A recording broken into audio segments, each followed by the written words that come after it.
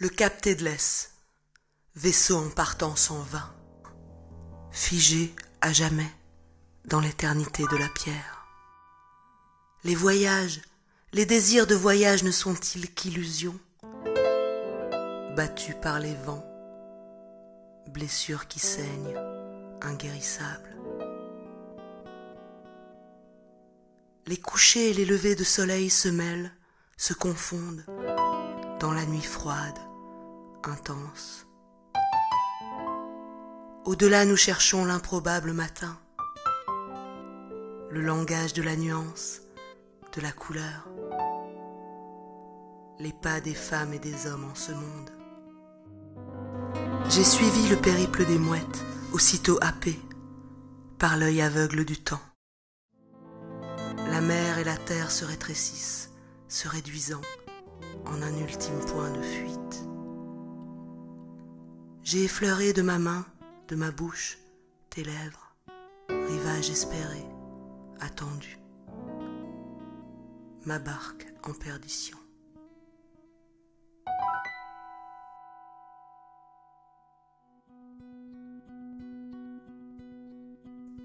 Le cap Tedless encore. Le cap Tedless plonge dans la mer, vaisseau éperdu, empli de la mémoire de ta bouche. Le surgissement du matin a ses différents assauts. Une mouette dans le ciel, comme si tu y étais.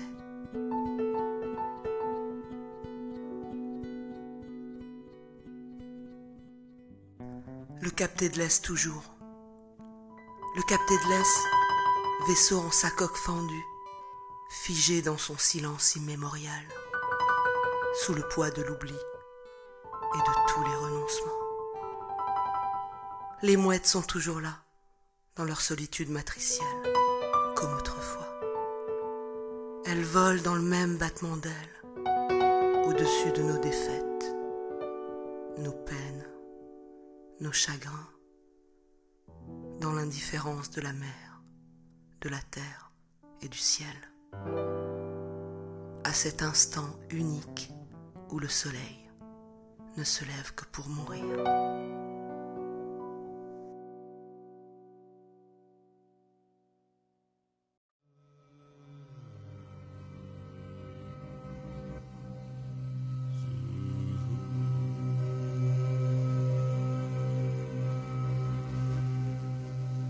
Le rêve grandiose, miraculeux, minuscule rêve, un grain de sable, comme un grain de sable, un minuscule grain de sable, qui revient de loin, qui a survécu au temps, qui a traversé les époques, les sombres époques, qui a résisté au vent, aux tempêtes, témoin blessé de la trace, de l'imperceptible trace, des pas des femmes et des hommes en ce monde. Fragile et cependant grandiose témoin, qui nous fait signe, qui continue à nous faire signe, qui veut nous parler, qui cherche à nous parler, par-delà les murs du silence, qui frappe, qui cogne contre les murs du silence, contre les parois épaisses des murs du silence, pour nous parler, qui tente en vain de nous parler, par-delà les parois épaisses des murs du silence, de gripper la machine, de gripper la machine du silence, de l'oubli, pour nous parler.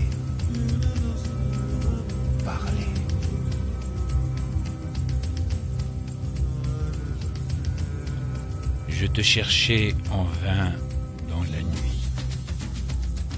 Je te cherchais en vain dans la nuit, je tournais en rond au milieu des flammes, dévoré par des feux avides, fait de toutes les haines, de tous les outrages. Nous avions besoin de dignité et de pain, mais le pain et la dignité n'étaient pas de ces contrées ayant perdu depuis longtemps la mémoire, le sens et la valeur des hommes et des femmes, les étés que nous nous comptions, les lettres échangées entre deux transpirations du temps, le temps ne nous étant pas compté. Je te cherchais, et pendant que je te cherchais dans les moindres recoins de ces lieux aveugles, je n'arrivais pas à comprendre pourquoi je me sentais de nouveau si las, si brisé, si loin, si étranger. Je te cherchais au milieu de ces ruines, dans les moindres ruelles, dans les moindres recoins de ces villes et villages livrés à la rapine, au viol, au massacre. Je t'appelais, mais tu ne répondais pas. Je n'entendais plus les rires de ta voix, je n'entendais plus que les plaintes, les appels blessés des vagues. Tout n'était-il donc illusion, aube corrompue dès sa naissance?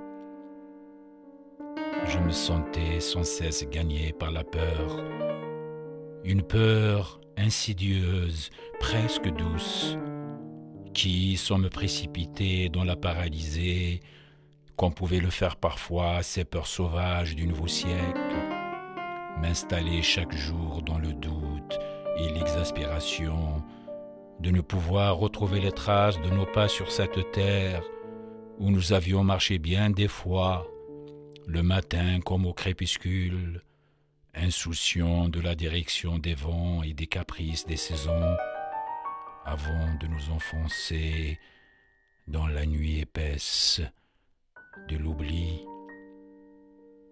L'oubli, ce qui demeure à jamais, à la suite du temps qui s'installait définitivement en nous, muet et meurtri, après l'hécatombe d'impayés brisés.